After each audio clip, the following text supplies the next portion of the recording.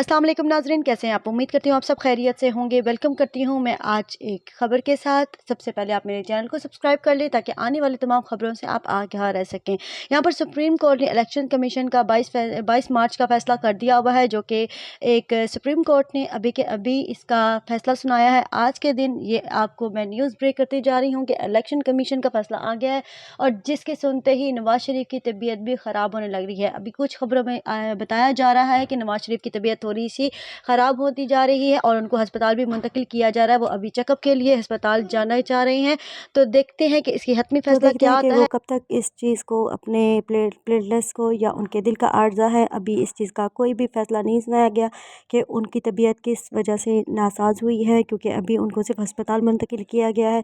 उनकी तबीयत के हवाले से अभी कोई ऐसी खबर नहीं आ रही है। जैसे ही उनके तबीयत के हवाले से कोई खबर आएगी तो हम आपके साथ इसकी न्यूज़ को ब्रेक करेंगे। तो इसके लिए आपको चैनल को सब्सक्राइब करना पड़ेगा ताकि आपको इस न्यूज़ के बारे में बताया जा सके।